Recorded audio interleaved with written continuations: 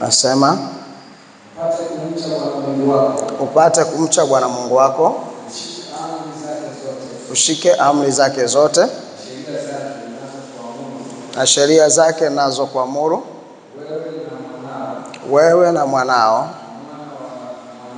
na mwana wa mwanao siku zote za maisha yako, tena siku zako ziongezwe. Sikiza basi ya Israeli, ukaangalie kuzitenda, upate kufanikiwa, upate kuongezeka sana, kama Bwana Mungu wa baba zako alivyokuahidi, katika nchi ijayo maziwa na asali. Sikiza ya Israeli, Bwana Mungu wetu, Bwana ndiye mmoja. Nawe mpende Bwana Mungu wako kwa moyo wako wote na kwa roho yako yote na kwa nguvu zako zote. Tunajikumbusha somo letu kutoka wiki iliyopita, kama ambavyo mwalimu alianza kutufundisha, ni maisha ya utii. Jambo la kwanza tulianza kuangalia, tukasema nini maana ya utii? Nini maana ya utii? Wangapi walikuwepo tena wiki iliyopita jamani? Mwalimu alisema neno hili utii ni nini? Anaweza kutusaidia utii ni nini? Kulingana na mwalimu alivyotuelekeza. Basi niende kwa haraka, nasema karibu mtumishi wa Bwana. Kuna mkono hapa. Anasema kufanya bila kushurutishwa. Mwingine kama amenyosha mkono sikumuona. Nataka tuone vile ambavyo tulimfuatilia mwalimu. Mtendo wa kukubali. Mtendo wa kukubali. Kufanya maagizo au maelekezo. Amen. Ni kweli kabisa, mwalimu alisema utii ni tendo la kukubali, kutii maagizo ama maelekezo kwa hiari bila masharti. Si ndio? Mistari tuliyosoma ukitazama ni sheria ambayo Mungu alikuwa ameitoa kwa wana wa Israeli. Yalikuwa ni maagizo ama maelekezo.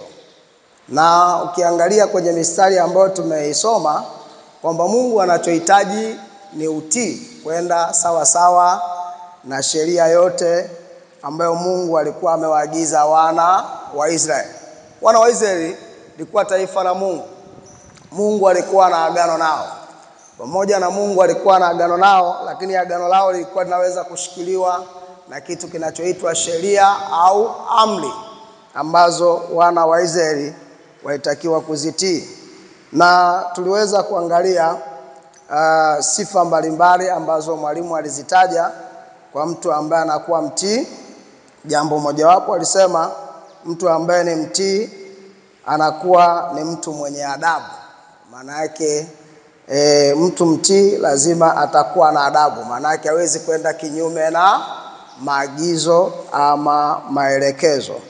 Lakini pia mwalimu alikuwa ametuambia mtu ambaye ni mtii anakuwa mkweli na sio muongo. Maana yake kile kitu ambacho ameelekezwa atafanya hivyo hivyo, na akiulizwa atasema vile vile, wala hawezi kusema uongo.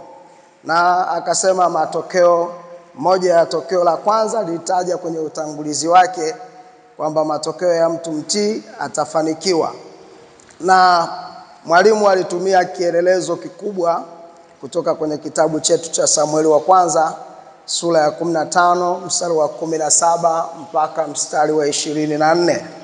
Na kitabu cha Samueli kinatupa habari ya mtu mmoja ambaye Mungu alimchagua kuwa mfalme wa kwanza wa Israeli, anaitwa Sauli. Na tunaweza kuona katika maisha ya Sauli, ambayo Sauli alikuwa anamtumikia Mungu kama mfalme kuliongoza taifa, Mungu alikuwa amempa maagizo ya kwenda kupigana na taifa moja au kabila moja linaitwa Amaleki. Samuel wa kwanza sura ya 15 mstari wa 17 mpaka wa 24. Nataka tuweze kuangalia hapa, tuweze kupata mfano wetu mkubwa wa kwanza kutoka kwenye Biblia. Naweza au ni utangulizi, afu baadaye tutakwenda kuangalia mambo ya kutii. Mtu mmoja nisomee Samuel wa kwanza sura 15 mstari wa 17 mpaka mstari wake wa 24.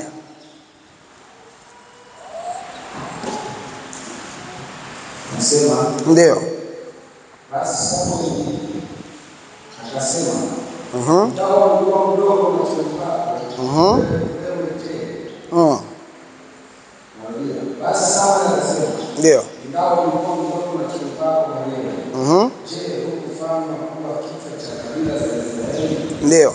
Naye Bwana akakutia mafuta uwe mfalme wa Israeli. Ndio. Kisha Bwana akakutuma safarini, akasema, nenda ukawaangamize kabisa wale wa Amaleki. Zingatia hiyo sentence, asema kisha Bwana akakutuma akakwambia nenda kaangamize kabisa wale wa Amaleki. Wenye dhambi. Kupigana nao hata watakapoangamia. Ndio. Mbona basi ukutii sauti ya Bwana? Bali ukazitumikia nyara. Ndio. Ukafanya yaliyo maovu machoni pa Bwana. Ndio. Sauli akamwambia Samueli, hakika nimetii sauti ya Bwana. Nami nimemleta Agagi mfalme wa Amaleki. Tena nimewaangamiza wa Amaleki kabisa. Ndio. Ila watu waliteka nyara kondoo na ng'ombe walio wazuri katika vitu vilivyowekwa wakfu. Ndio. Kusudi watoe dhabihu kwa Bwana Mungu wako huko Gibeoni. Naye Samueli akasema, je, Bwana hupenda sadaka za kuteketezwa na dhabihu sawasawa na kutii sauti ya Bwana? Ndio. Angalia, kutii bora kuliko dhabihu na kusikia kuliko mafuta ya beberu. Naam. Okay. Sasa nataka tuangalie kuna kitu kimoja ambacho nataka tukieleze kutoka kwenye hiki kisa. Cha kwanza tuangalie kwa nini alifanya kosa Sauli. Sauli alikuwa anajua kwa habari ya Torati. Tuangalie mistari kadhaa kwenye Biblia, historia ya Waamaleki na taifa la Israeli. Nini kilikuwa kimetokea nyuma kabla ya Mungu kumwagiza Sauli. Kitabu cha Kutoka sura ya 17 mstari wa 16. Kutoka sura ya 17 mstari wa 16.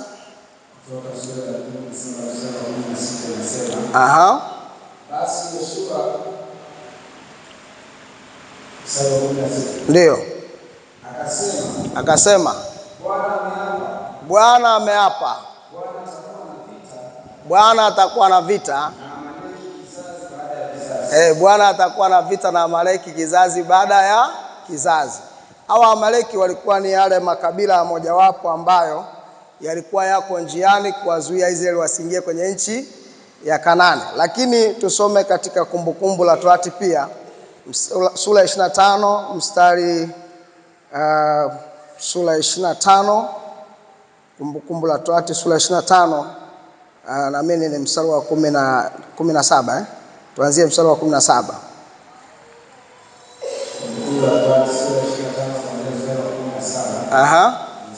Nasema kumbuka alipokufanya Amaleki katika njia ilipokuwa mtoka Misri. Ndio. Jinsi alipokukuta katika njia akapiga katikati ya watu wako walioacha nyuma. Wote waliokuwa nyuma. Ndio. Ulikuwa umetoka na kuzimia. Naam. Wala asimche Mungu. Basi itakuwa hapo utakapokwisha kupumzisha Bwana Mungu wako. Ndio. Katika adui zako wote waliopatikana katika nchi ya kupaa Bwana Mungu wako. Ndio. Hiyo urithi ndipo ufute ukumbuko wa Amaleki chini ya mbingu, usisahau. Okay. Kwa hiyo agizo la Mungu kwa Sauli ilikuwa ni kuwafuta Amaleki kama kabila. Yaani duniani hakutakiwa kuishi binadamu anaitwa Muamaleki. Yaani ndio lilikuwa makusudi la Mungu. Kwa nini? Kwa sababu Amaleki waliwazuia wana wa Israeli njiani, lakini sio hivyo tu, kuna kipindi waliwatendea vibaya.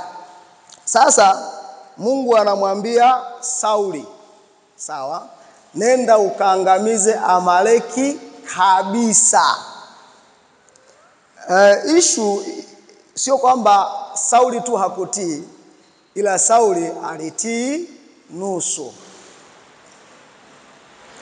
Kwa nini? Cha kwanza, Sauli kweli alienda kupigana na Amaleki na si aliwashinda, lakini hakutii kikamilifu kwa sababu alimwacha mfalme Agagi akiwa hai.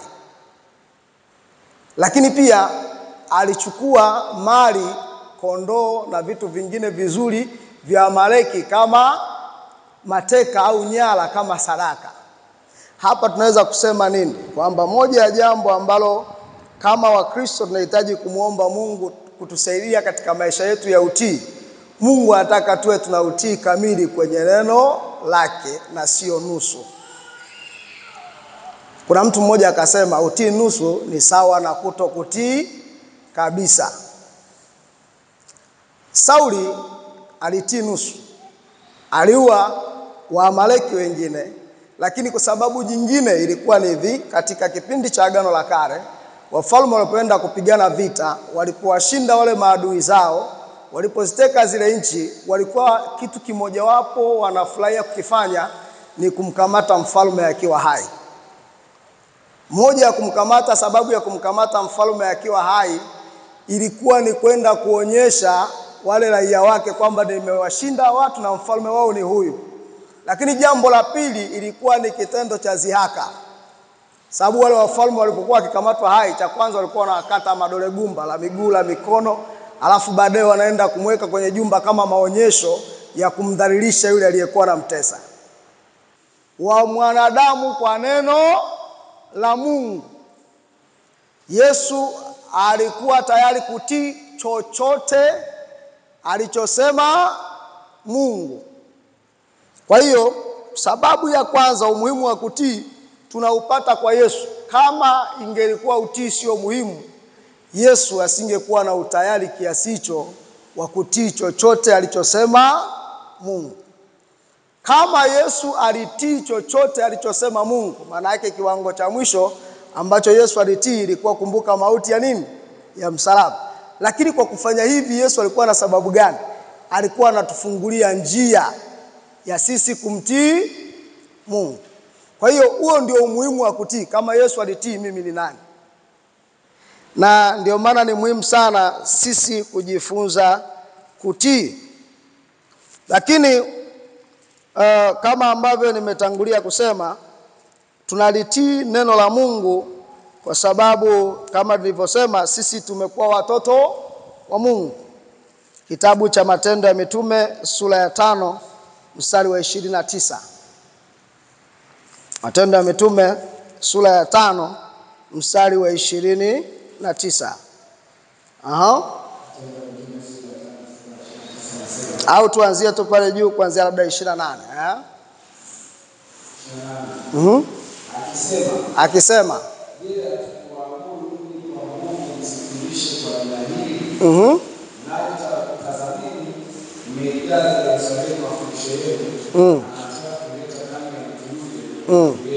ndio.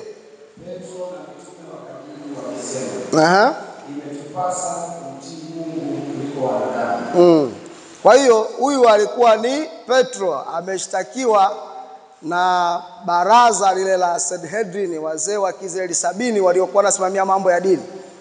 Wanaambia, bwana Petro, usihubiri injili. Petro anasema, jamani, sisi tumeagizwa na Bwana wetu tuende kwa mataifa yote tuhubiri injili. Sisi tunapaswa kumtii Mungu kuliko wanadamu. Kwa nini? Petro alijifunza kwa Yesu alivyokuwa mtii hata kwenye kipindi cha mateso. Nasema hivi, wakati mwingine Mungu kuna vitu anatuamrisha kuvitii, huwa sio kila anachotuamrisha tutii huwa vinatufurahisha. Mungu hataki tu tutii vile vinavyo tufurahisha au ambavyo sisi tunaviona vinatufanya tujisikie tuko huru, tujisikie tuko na furaha. Kuna vitu vingine Mungu anataka tutii ambavyo hata vingine inawezekana vinatuumiza. Tunaelewa vizuri? Huu ndio ukweli wa Biblia. Kwa mfano, Yesu alikuwa anaenda kutii kufa kifo cha msalaba. Alikuwa jambo la kumfurahisha. Leo wapendwa, wengi tunatafuta vitu vya kutufurahisha ili tumtii Mungu. Lakini muhimu tumtii Mungu hata katika vile visivyo tufurahisha, maadamu tu ni mapenzi ya Mungu. Kwa hiyo huo ndio umuhimu wa kutii. Ni muhimu. Petro alikuwa, kumbuka hapa Petro anaulizwa maneno haya, ametoka gerezani. Wasema nyinyi hatukuamuru kwa nguvu, msihubiri tena habari za mtu huyu, mnataka kuleta laana juu yetu. Asema mnataka kuleta damu ya mtu yule. Maana yake walikuwa wanahubiri kwa habari ya ufufuo wa Yesu, na wao ndio hao wazee walihusika kumhukumu. Asema nyinyi mnatuletea uchulo. Lakini Petro anasema tutabaki tunamtii Mungu kuliko wanadamu. Na sababu ya pili, kwa nini tunatakiwa kulitii neno la Mungu au kutii yale tunayoagizwa na Mungu? Sababu ya pili, sisi tumeamua Yesu Kristo kuwa Bwana kwenye maisha yetu. Sawa? Wangapi hapa kwenye maisha yao Yesu Kristo ni Bwana? Yes, hiyo imekaa vizuri. Sasa ngoja nikuonyeshe maandiko haya ambayo Yesu alikuwa anaongea na wanafunzi wake. Luka sura ya 6 mstari wa 46. Luka sura ya 6 na mstari wa 46. Asema, na kwa nini mnaniita Bwana Bwana? Asema, na kwa nini mnaniita Bwana Bwana, walakini hamyatendi nisemayo. Kwa nini kuniita Bwana Bwana? Manake sisi kwetu Yesu ni Bwana. Kwa Kiingereza ni master. Yaani ndio mkufunzi wako, ndio mkufunzi wetu, ndio mwalimu wetu.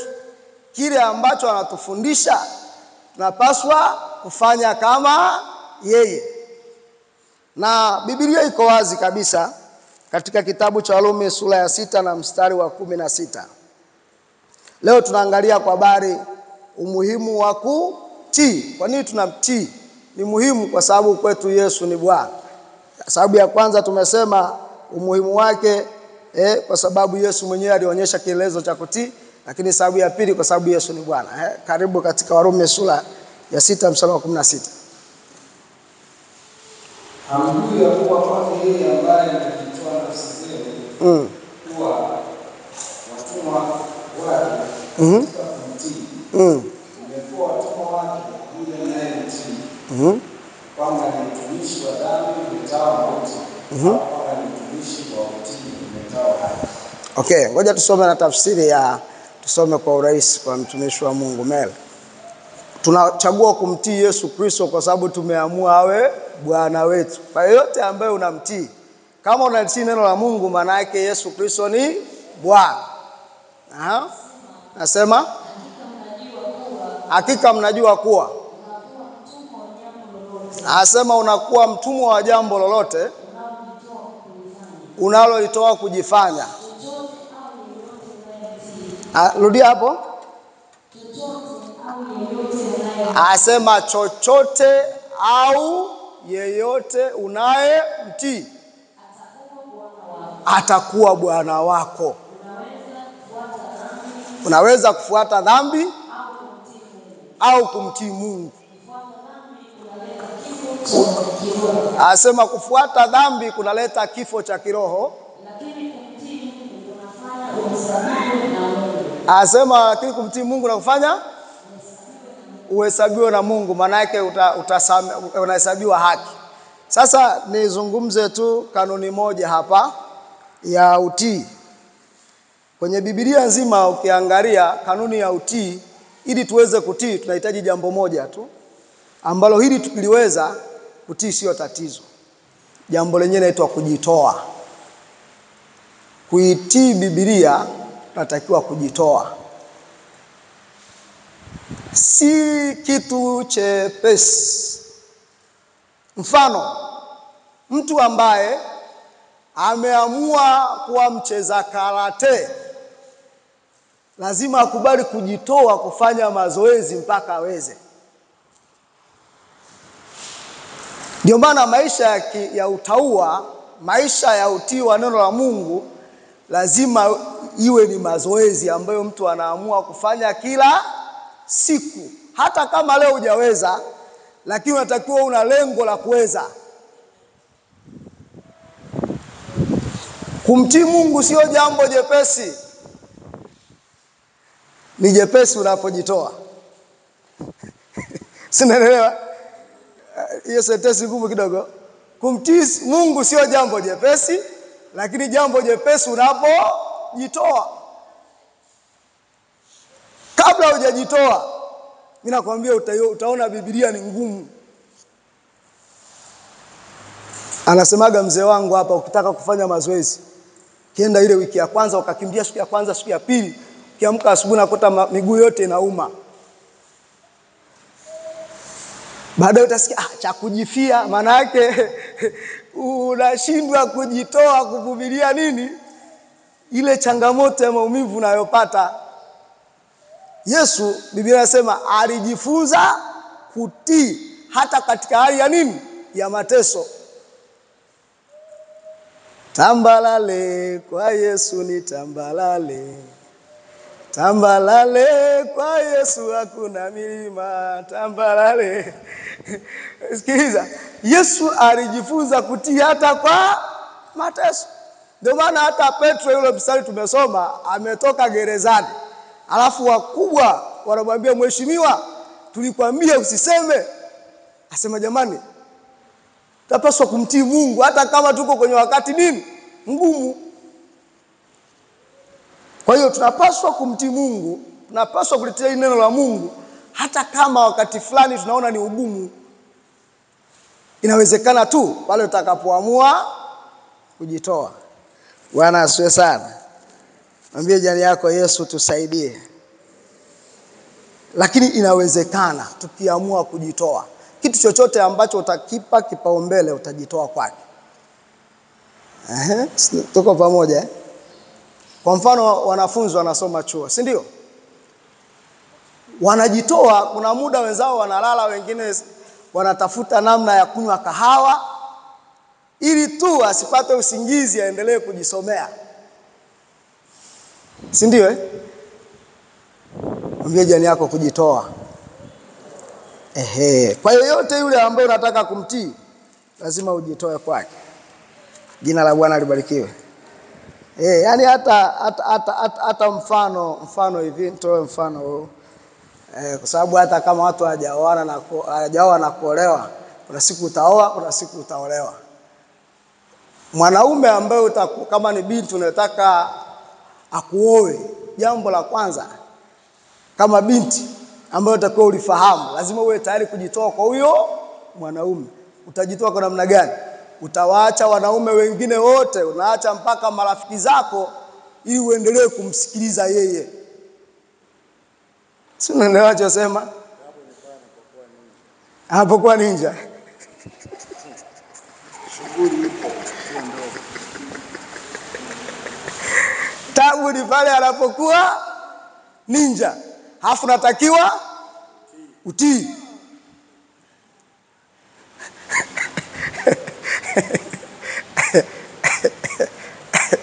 Haya, kijana wa kiume umeamua kuoa, maana yake ni hivi, ili uweze kuishi kwenye hiyo ndoa unatakiwa uwe tayari kujitoa kwa huyo mwanamke, hata kama anaongea kama kiredio.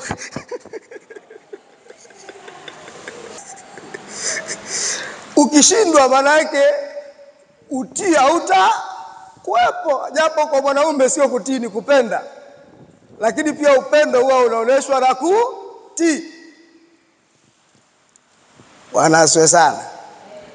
Wangapi wanampenda Yesu? Yesu ana maneno mengine magumu.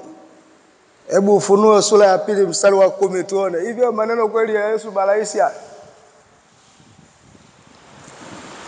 Yaani kuna ndio hiyo anasema tabu anapokuwa ninja. Yaani kuna mazingira fulani anasema unatakiwa uwe mwaminifu tu. Maana yake uaminifu uendelee kutii tu hata kama mazingira yanakubana. Anasema Ufunuo 2:10. Usiogope mambo yatakayokupata. Anasema usiogope mambo yatakayokupata. Anasema tazama wewe ibilisi atawatupa baadhi yenu gerezani ili mjaribiwe. Anasema nanyi mtakuwa watu wa dhiki siku 10. Uwe mwaminifu hata kufa, nami nitakupa taji ya uzima. Sasa wewe mambo marahisi haya ya kudanja mzee. Petro mwenyewe alichomoka, wana theolojia ashasema. Jamaa alitengeneza mazingira hivi, akaona saa kusulubiwa, akalala mbele. Walipomkamata akasema basi nimekubali. Maana bwana wake alimwambia siku ambayo hutajua kuna watu watakukamata, watakupeleka usikotaka. Yaani utakufa hata kama upendi.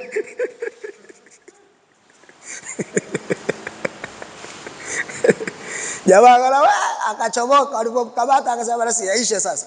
Lakini msinisurubishe kama bwana wangu, miguu iwekwe juu, kichwa kiwe chini. Kwa hiyo ni nini maana yake? Tukichagua kujitoa, kutii inawezekana. Mimi nashangaa sana. Mimi naangaliaga vitu fulani hivi vya ajabu ajabu vya dunia. Kuna mtu fulani anayepambania jambo fulani, yuko tayari kukaa jela, yani yumo tu, lakini kitu chenyewe ni cha kupita tu, lakini si neno la Mungu. Mwambie jirani yako tukaze kidogo. Bwana asifiwe sana. Sasa hapa kwa mfano tumepeana assignment za kwenda kugawa vipeperushi. Unajua utii wenyewe haui kwenye mambo makubwa. Yesu asema mtu akiwa mwaminifu katika mambo madogo atakuwa mwaminifu katika mambo makubwa. Unajua si Biblia tunaanzaje kufeli? Kuna vitu vidogo tunaanza kupuuzia, tunafikiria tutaweza vikubwa. Lakini principle ili tuweze vikubwa lazima tuanze na sisi leo hatujafikia kwenye kile kiwango cha kuwa mwaminifu hata kufa. Sisi tuko kwenye kiwango tu cha uaminifu kuja kanisani. Umeelewa bwana? Kiwango cha uaminifu kutoa sadaka.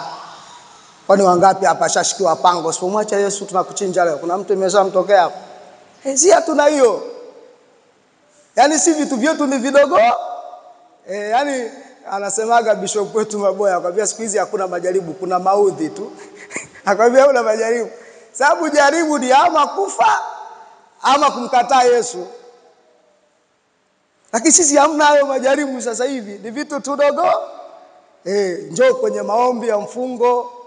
Yaani vitu vyetu nini? Vidogo. Bwana asifiwe sana. Njoo kwenye semina bila kukosa. Uti wetu ni vitu vinini? Vidogo. Mwambie jirani yako, mpendwa, hata hivyo kweli vinatushinda. Yaani vidogo hivi. Bwana asifiwe sana. Nimebakisha dakika 5 kama kuna mtu ana swali. Tumeangalia umuhimu wa kutii na tuna sababu 2. Ya kwanza, tunajifunza kwa Yesu. Alikuwa tayari kutii ili atufungulie mlango wa kutii. Kwa mlango wa kutii upo. Kama kuna mtu ana swali. Naona upande huu kama kuna watu wanajadili. Kuna swali upande huu? Karibu. Ngoja tuanze na pale nyuma. Haya. Amen. Aha.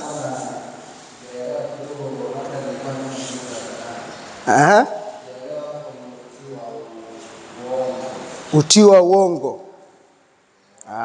Hii topic ya kilopita, utii wa uongo. Okay. Nani anataka kutusaidia kwenye utii wa uongo ni kitu gani? Mwalimu alisema hivi, utii wa uongo ni kwamba mtu anaonesha kutii sio kwa sababu yani ni mtii kweli, ila kwa sababu labda kuna kitu fulani anafukuzia.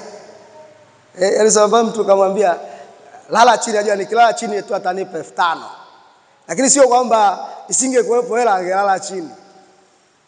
Sawa eh?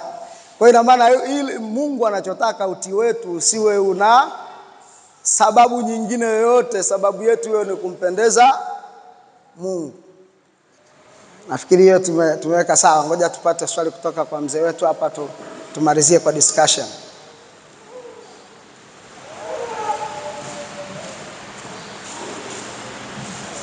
Swali langu ni hapo kumalizia sio mambo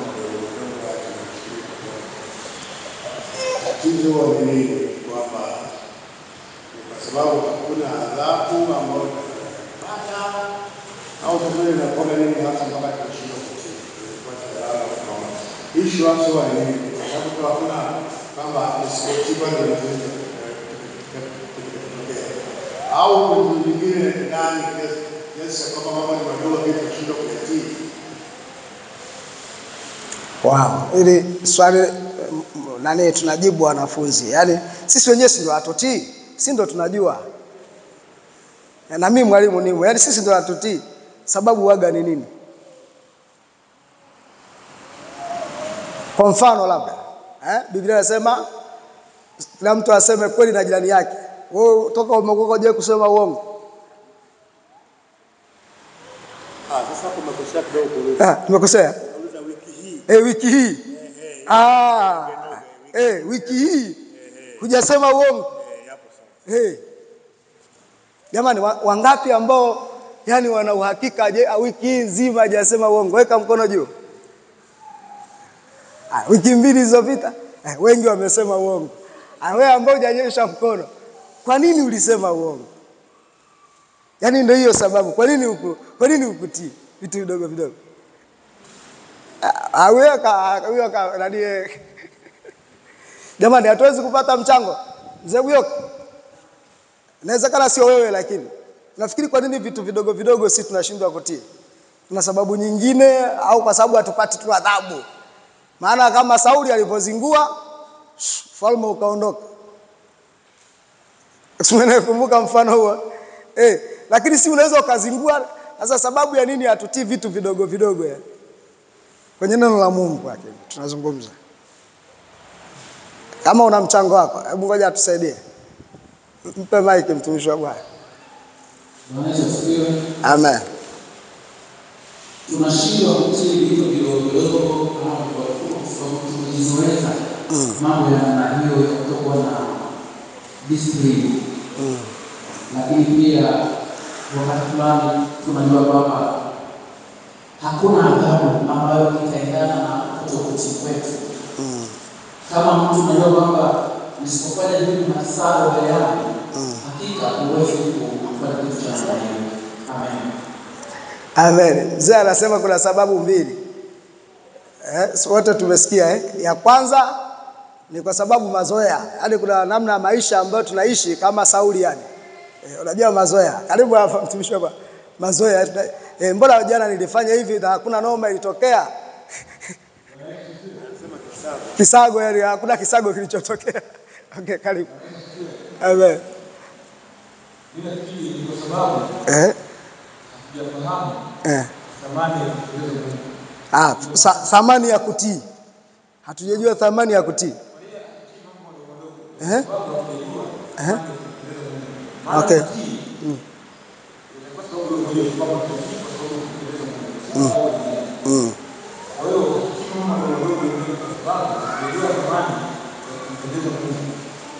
Asante sana. Huko mbele kuna kipengele kitu faida za utii. Nafikiri tutafika huko.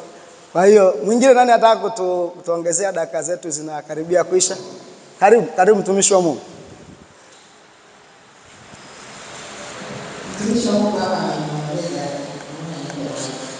Haleluya. Amen.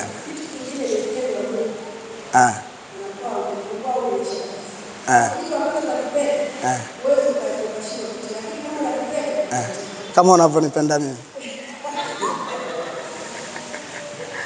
Okay, mtumishi wa Mungu anasema kuto kutii kunaonyesha dalili ya kuto. Yesu asema mkinipenda mtazishika. Sasa hapo ndo swali takiwa tuondoke nalo. Kama hatutii bado kweli tunampenda Yesu?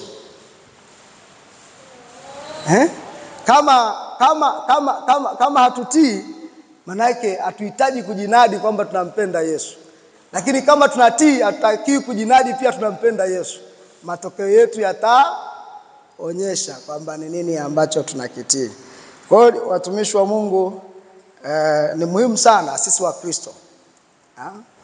Kwa sababu Yesu alitii, na sisi tunapaswa kulitii neno la Mungu.